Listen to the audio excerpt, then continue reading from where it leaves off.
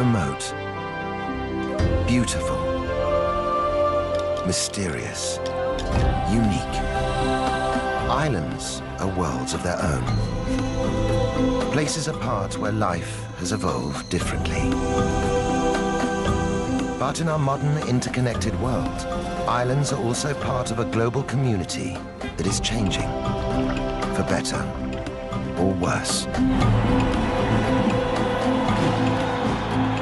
In this series, we're exploring the lives of islanders.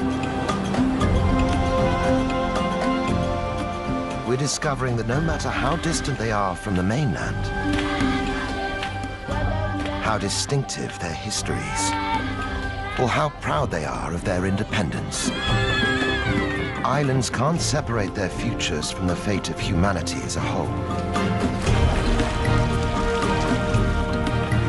In so many ways, these shores are the front line of global change. What happens here matters to us all.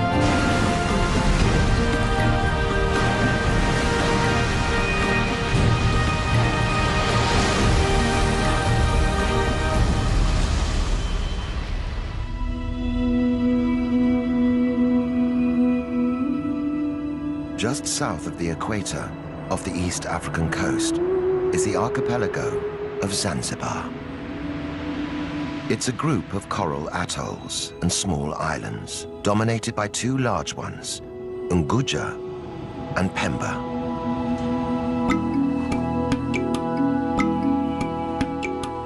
Today, Zanzibar is home to 1 million Swahili people. Islam is the dominant religion.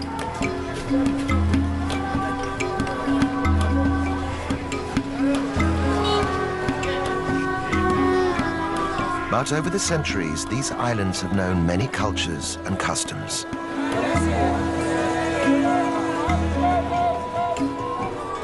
For 1,000 years, Zanzibar was a trading post. But the island's riches meant that many outsiders sought to control them.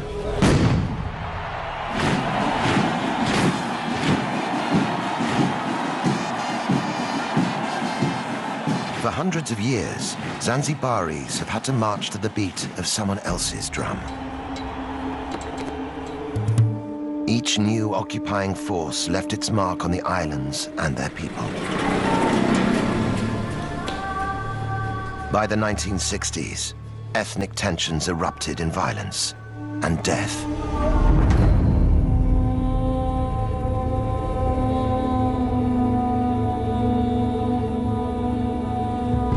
The aftermath, extreme poverty and ill health. For some, a rise in tourism seems to promise a way back to wealth. In reality, most of the tourist dollars stay within the gates of luxury, all-inclusive enclaves.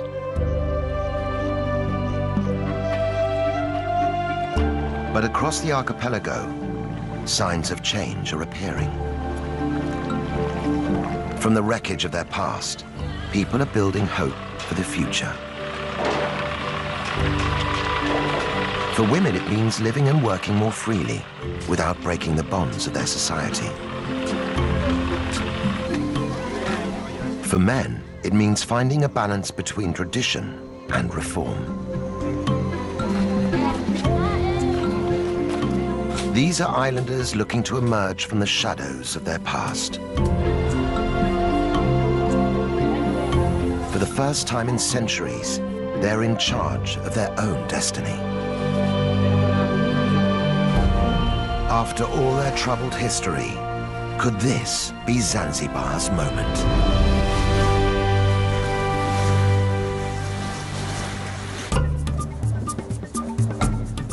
Zanzibar City in western Unguja is the archipelago's capital. It's home to 200,000 people. Their modern lives play out against a backdrop colored by rich layers of history. New trade sits alongside the old crafts.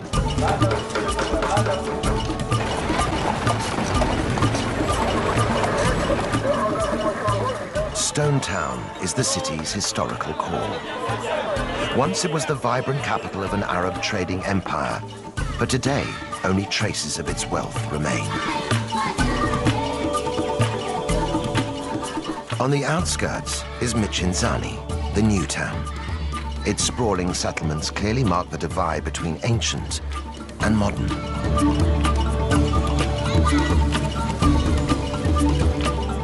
One resident who represents Zanzibar city's past and present is B. Kadude.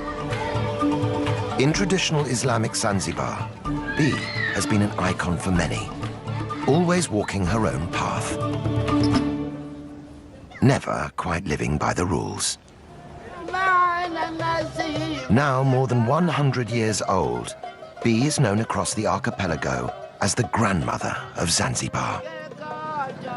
She's famous for her traditional tarab singing.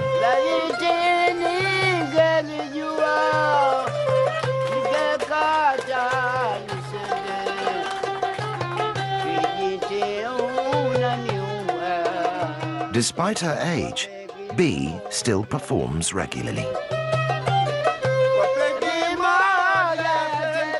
The fusion of Arabic rhythms and Swahili poetry is a reminder of Zanzibar's exotic history.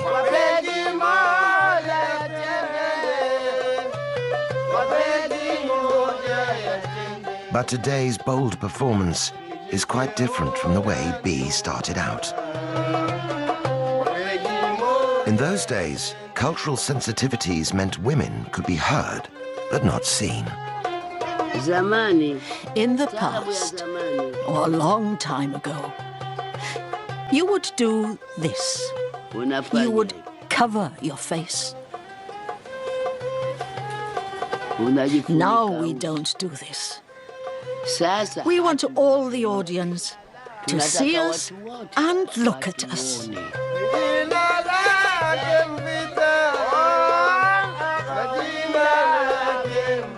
Those early concerts were much more than just entertainment.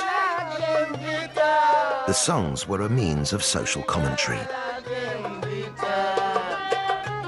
In the song Kijiti, B sings of a miscarriage of justice and the murder of a pregnant woman.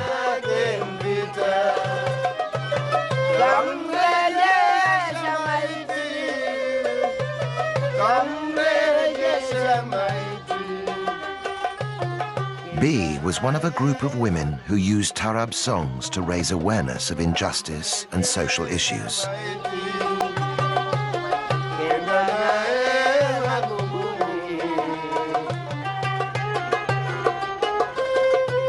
A century after Kijiti was written, women in Zanzibar still don't have the same rights as men. They're expected to obey their husbands and fathers. In public, they're supposed to cover up and behave discreetly. But on special occasions and behind closed doors, everything changes. Led by B, the group are preparing for an intense, women-only rite of passage.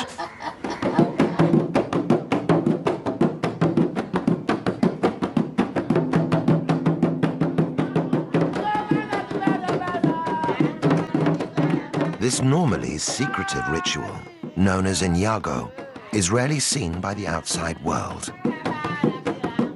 For the young girl at its center, this initiation into womanhood is a vital preparation for married life.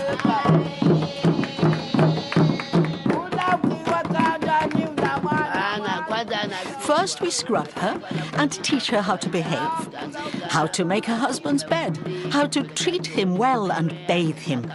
This is her role as a wife.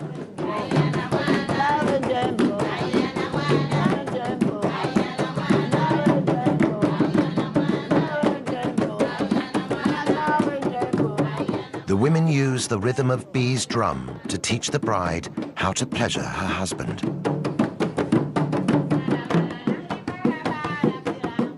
The fun and excitement is intoxicating. But Inyago also has a serious side. Girls are taught how to handle difficult husbands, how to stand firm through the trials of married life. As Zanzibaris step forward into their future, B is worried this old tradition will die with her. When I am gone from this world, it will go, if no one is around to continue it. But as long as the ritual remains relevant to modern women in Zanzibar, it seems sure to survive.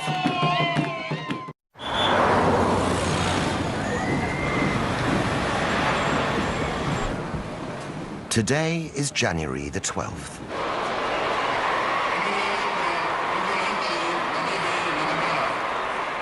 The president is on his way to celebrate a pivotal moment in the island's history. Half a century ago, African Zanzibaris seized power from the Arab-dominated government in a violent uprising.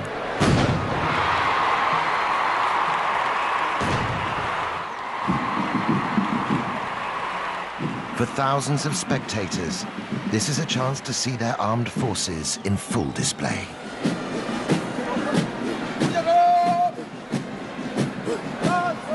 For the president, it's a political opportunity.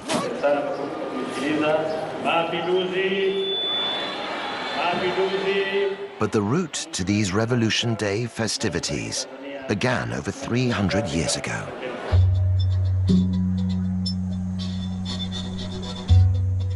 In 1698, after a long history of trade with the island, Oman conquered Zanzibar and declared it an Arab state.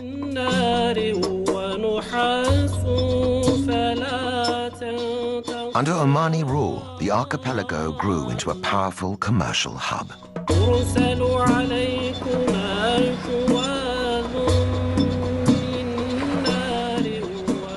Zanzibar's thriving ports and bustling bazaars were at the center of a vast international trade network. The Arabs grew rich and powerful off the profits of one commodity in particular: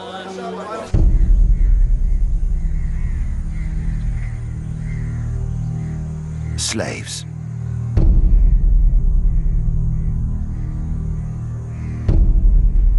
With Islam forbidding the enslavement of other Muslims, it was the Africans who were captured and sold as slave labor.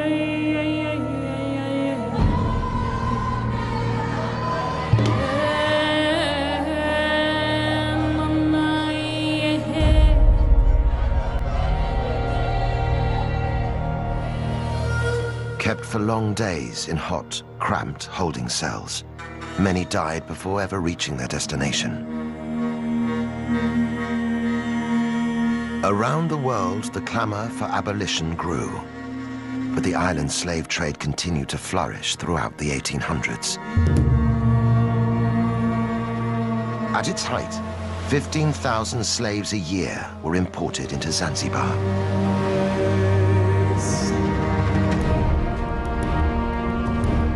The Arab elite used African slaves to fuel an explosion in clove farming. Zanzibar became known around the world as the Spice Islands. Even after the trade was legally abolished in 1873, slavery continued on the islands for another generation. By the start of the 20th century, the archipelago was firmly divided along ethnic lines. Arabs remained the ruling elite. They possessed most of the land and wealth. By comparison, the Africans had little. Finally, racial tensions boiled over.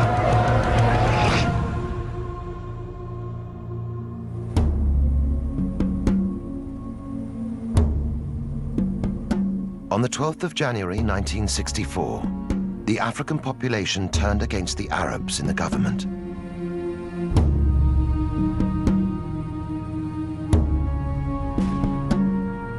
The revolutionaries went on the rampage. In a single day, 17,000 Arabs and other ethnic minorities were murdered. On the day of the revolution, By 6 o'clock, the Sultan and his family had already fled in their ships. So many were murdered, just out of anger and hatred. It was a genocide that went largely unreported around the world.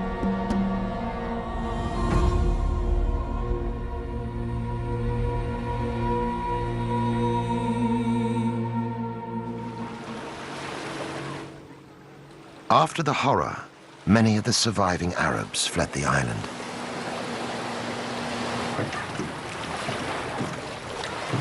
Those who stayed, like Abdallah Nasser Abdallah, had their property confiscated and lived in daily fear. Even today, talking about the revolution brings back difficult memories. My father was detained, and he wasn't the only one. They used to come and detain people and beat them for no reason. People fled because of this.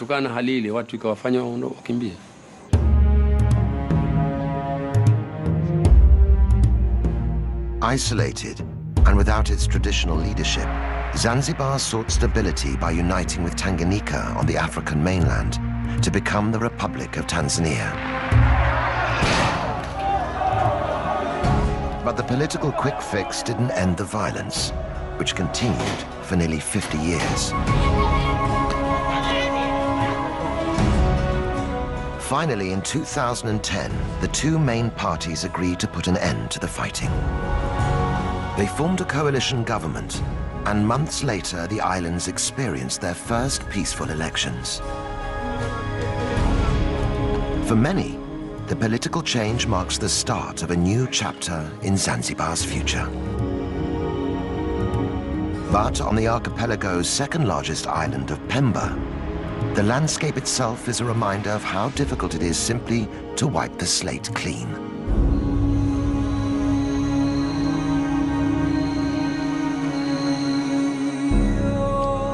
For clove farmer Abdallah, the 1964 uprising caused a sharp decline in the island's spice industry.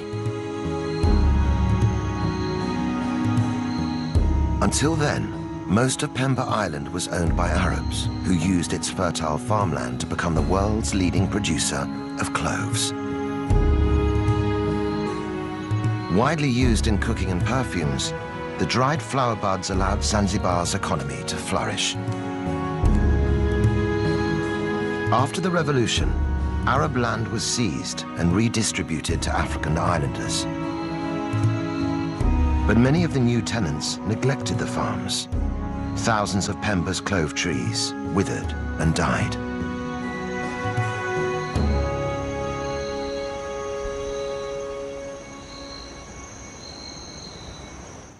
With new trees taking 8 years to produce cloves, the loss proved costly. In the months after the revolution, clove production in Zanzibar dropped by 95%.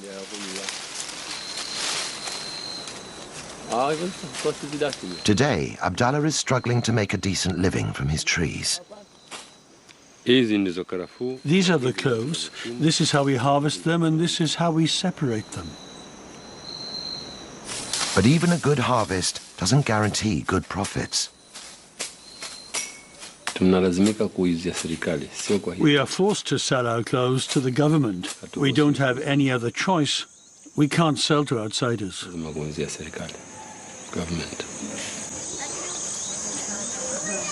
Although yields are just a fraction of what they once were, 10,000 tons of cloves are still produced every year on Pemba. The problem is that the price is so low, it doesn't meet our needs.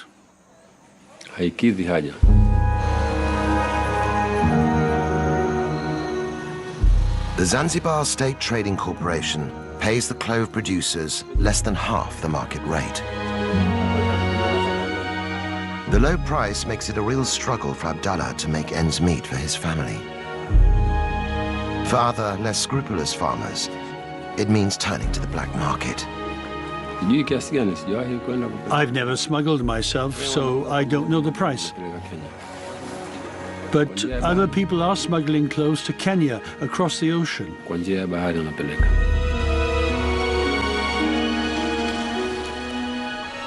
Farmers can get up to 3 times the price for their cloves in Kenya. But the cost of smuggling can be extremely high. Sometimes they get caught. They lose their clothes, their dhow, everything they own, and then they're sent to jail.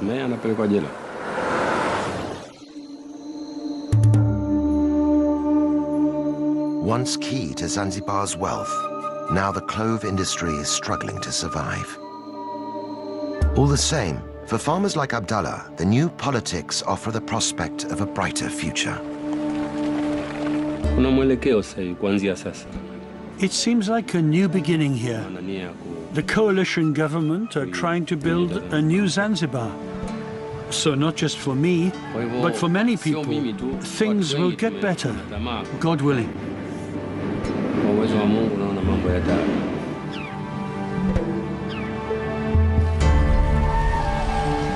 Right across the archipelago, there are islanders desperately hoping for change.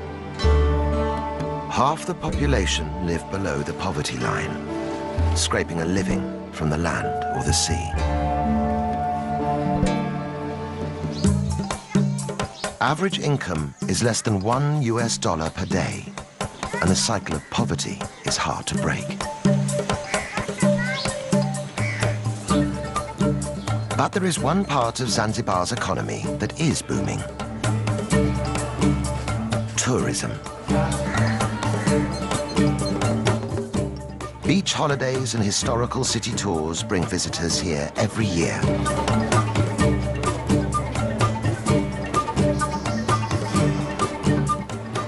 The rapid growth of tourism is bringing new jobs and opportunities.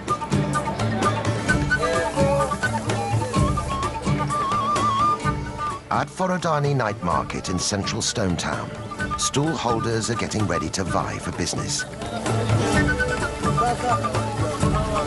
As the sun goes down, the air is filled with the tempting aromas of skewered fish and fresh kebabs. Tourists and locals mingle to enjoy the taste of Zanzibar. Despite its benefits, tourism is not the answer to island-wide poverty. Many visitors are package holidaymakers who never leave the beachfront.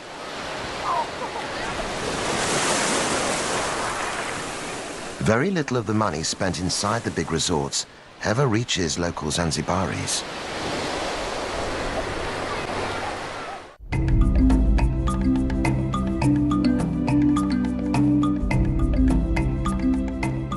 But inland, away from the all-inclusive hotels, there is one man who's trying to draw some of those tourist dollars into the local economy. Mustafa Makame is from Jendele village in southern Unguja. He runs tours that give visitors a rare insight into the real Zanzibar, showing how life in his village has developed in harmony with the local environment. Hidden in the dense undergrowth of the Ufufuma forest are a series of caves used for sacred rituals.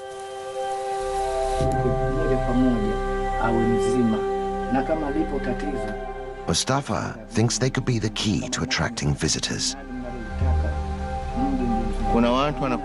Tourists can have the chance to meet the witch doctor and see how he works.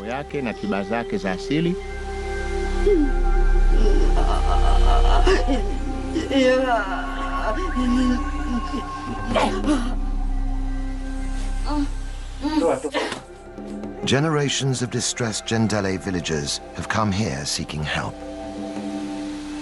This cave is used for people to be healed by a witch doctor.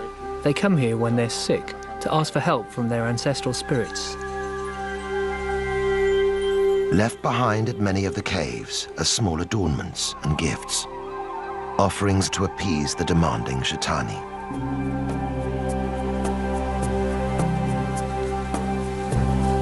And the ancestral spirits aren't the only residents of the forest.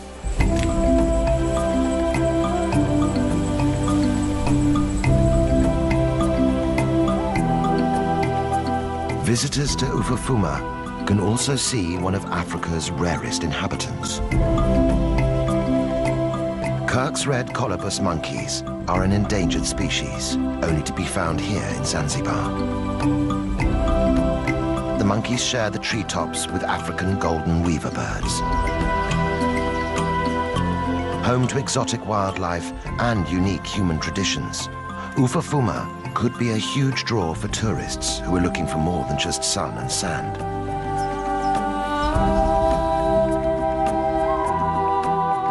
Already, Mustafa's scheme is generating vital income and bringing real improvements to life in his village.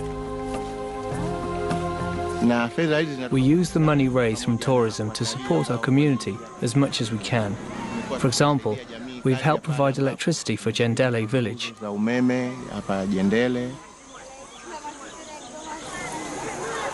Money has also been used to supply the village school with books and pencils. These free provisions can make all the difference as local families weigh up the benefits of education for their children. But even though the income they bring is valuable, visitor numbers to the forest are still disappointingly small. The truth is that right now, we are only getting maybe 20 to 25 tourists in a whole year. We just don't have the ability to advertise outside of Zanzibar. To really get his tours off the ground, Mustafa needs the support of the major players in Zanzibar's tourism industry. We would like the big hoteliers to send us guests, and in turn our community will become well known in our country. One day, we hope, we'll get many more tourists to come.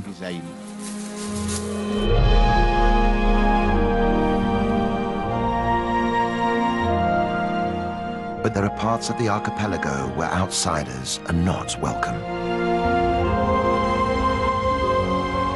Just 2 kilometers off the coast of Unguja is an island which has turned its face away from the world.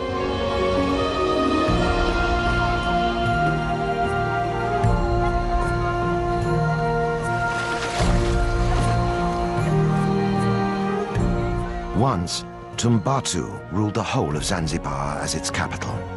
Now, islanders here choose to keep themselves apart.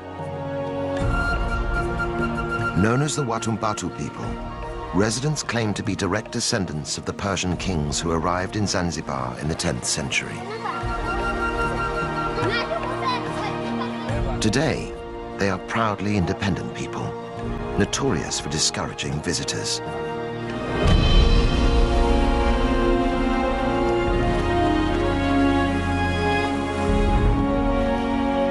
For Suleiman Mohammed Haji, being a native of Tumbatu defines his way of life. Every day, he goes out in his Ngalawa, or Swahili canoe, to fish for a living. Suleiman attributes his sailing skills to his distant ancestors who arrived in great dhows from the Middle East. Tumbatu Islanders still have a reputation as the finest sailors on the East African coast.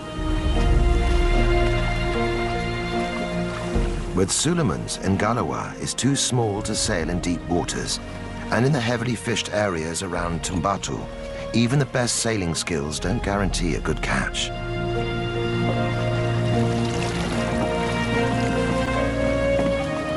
Sometimes Suleiman goes home empty-handed. It's the sea that keeps my life going. If I don't catch anything, I have no other means. I don't have any other way to make a living. With a large family to support, Suleiman is under daily pressure to provide. I have 3 wives. These days, my first and eldest wife helps on the farmland. My second and third wives are doing the housework.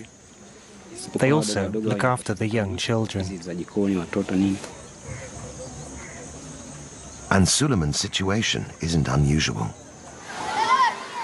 Jongoe is one of the island's 2 villages and home to 4,000 people.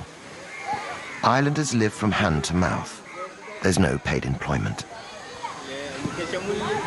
Life is tough, but villagers are united by a deep pride in their culture and history. At the heart of their island legacy is faith.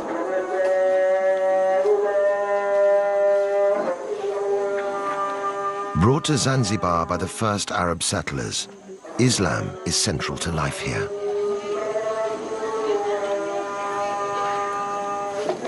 Watumbatu people are devout Muslims. Following Islamic practice, they purify themselves before praying 5 times a day.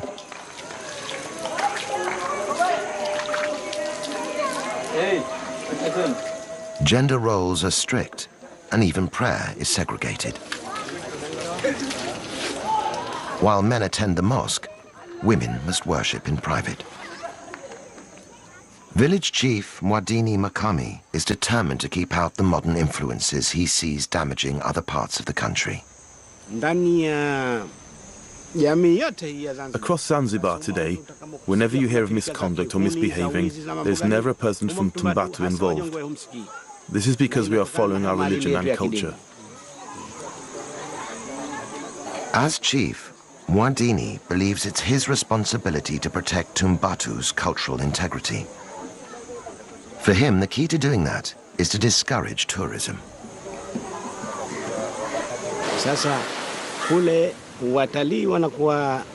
The tourists go swimming in the sea, and then they lie on the beach with just their swimming costumes on. Eventually you see the villagers mimicking their behavior, and that's why I'm afraid of tourism. But while the cultural cost of tourism may be high, the price of keeping it out could be even greater. Tumbatu is one of the poorest regions in the whole of Zanzibar. Islanders only have access to the most basic healthcare. At the run-down local hospital, treatment is limited to paracetamol.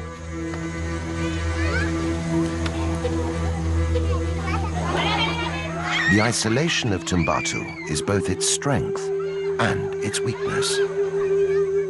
Soon, islanders will have to decide if the cost of maintaining it is simply too high.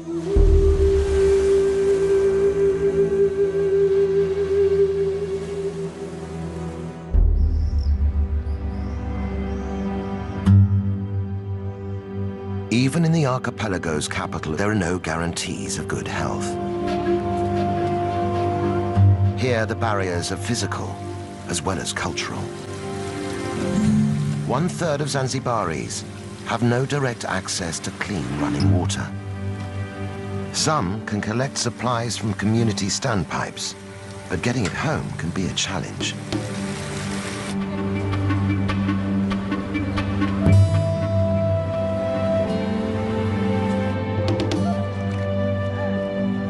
Poor sanitation is another major problem.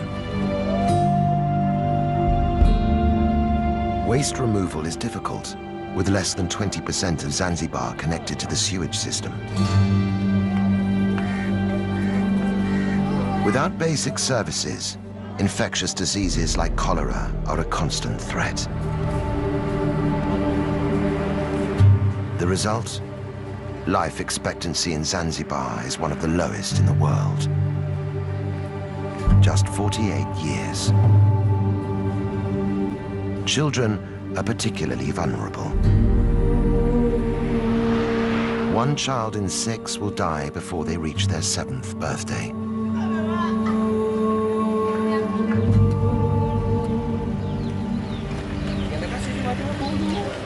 In the southeastern corner of Unguja, a small team of people is trying to improve the odds for Zanzibar's children. Makunduchi is one of only 3 hospitals on the whole island. But it boasts a brand new clinic for mothers and babies, and already it's saving lives. For hospital manager Zainab Othman, the challenges in providing better healthcare are daunting. The government's trying to build new hospital facilities all over Zanzibar, but the problem is the lack of skilled staff.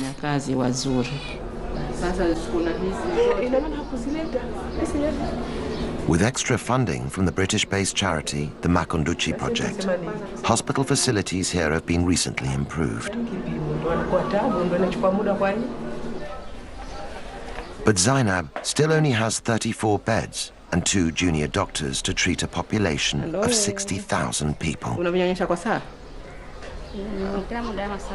Even with such limited resources, the team are working miracles.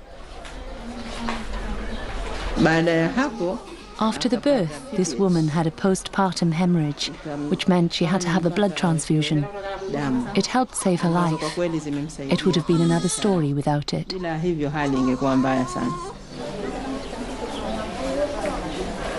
As a mother of 3 and a trained midwife, Zainab is passionate about getting modern medical support for pregnant women.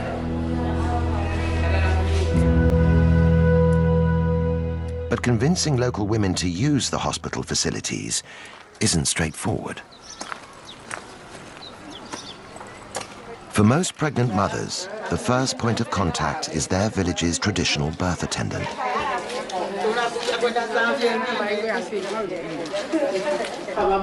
These women are experienced at assisting labor, but they're not formally trained like a midwife.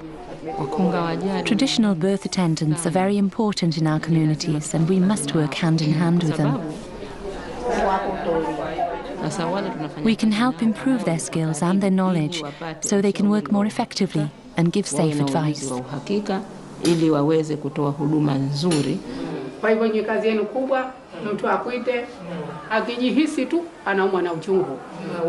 Getting these birth attendants on board is helping to persuade more mothers to have their babies in hospital.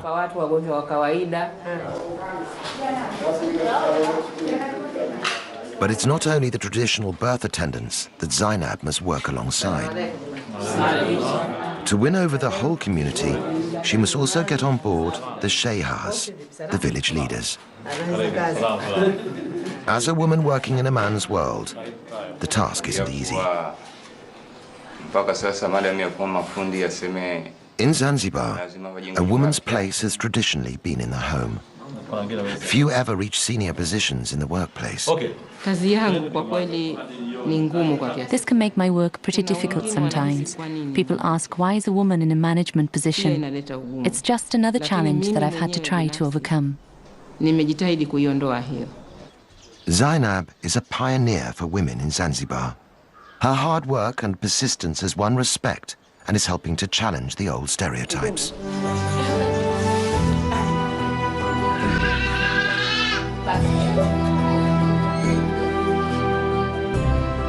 It is these small-scale changes in attitudes and public services that are marking the birth of a new era for Zanzibar. Up and down the country, there are other signs of change.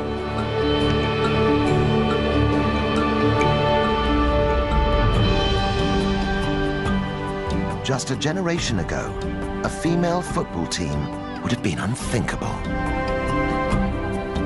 Now, the Women's Fighters Football Club have won the right to play on their own terms. When they tackle men's teams, there's a feeling that there's more than just the game at stake. They are part of a new generation, fighting for a better deal for women in Zanzibar. And the revolution isn't limited to sport.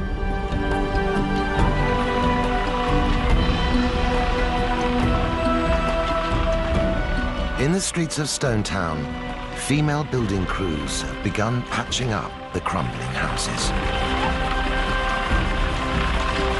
In giving the old capital a facelift, they're also building a new image for themselves.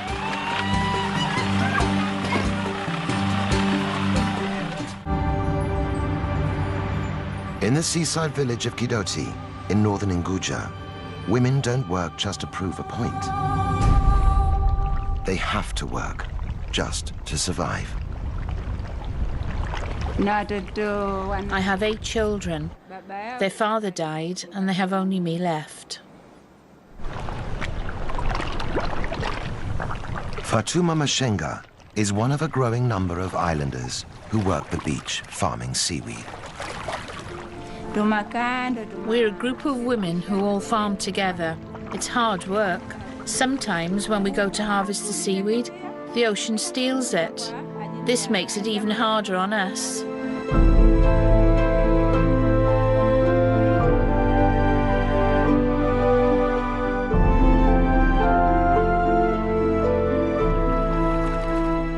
Known locally as moani, the seaweed is valued for its gel. It's used in cosmetics, medicines, and even ice cream. But it's not just a question of picking what's there. The crop has to be trained and cultivated. I go all along the rope, tying the seaweed on until I reach the end. When that's done, I wait for the tide to come in before I go home. It takes 3 months before the newly planted seaweed is ready to harvest. Working every day, women can gather 700 kilograms of fresh seaweed a year. But harvesting is just the beginning. Fresh seaweed must be dried out on hot rock beds before it can be processed or sold on. In the fierce sun, it's back-breaking work. But for the women who farm it, seaweed has become a lifeline.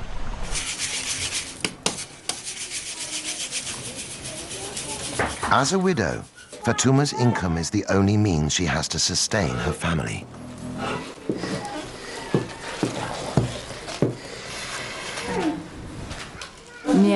I get less than half a US dollar per day, but if I don't work, I get nothing. The money I get is helping me so much. It helps my children go to school and to buy school books. For Fatuma, education is the way to build her family a better future. It's a sign of the changing times in Zanzibar that Fatuma sends her sons to school, and her daughters too. I didn't get an education, but I really want my children to attend school. I send them there and make sure they go, so that they don't end up with the same problems I have.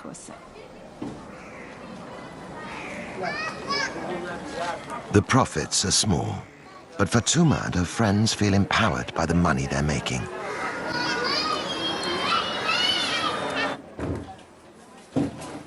They formed their own small cooperative, branching out into making oils and soaps, high-priced goods which can generate a real living wage.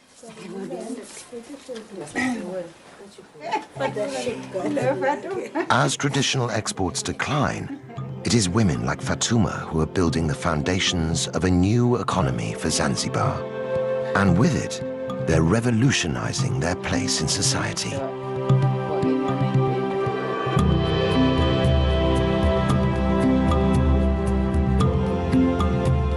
Across the archipelago, individual endeavors are combining to transform the life of the nation.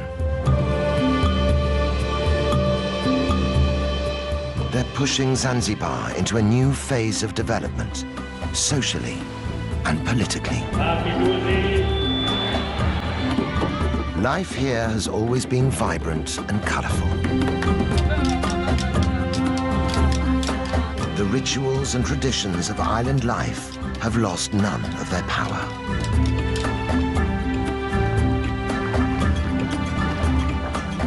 And now, there is a brighter future to imagine and reach for.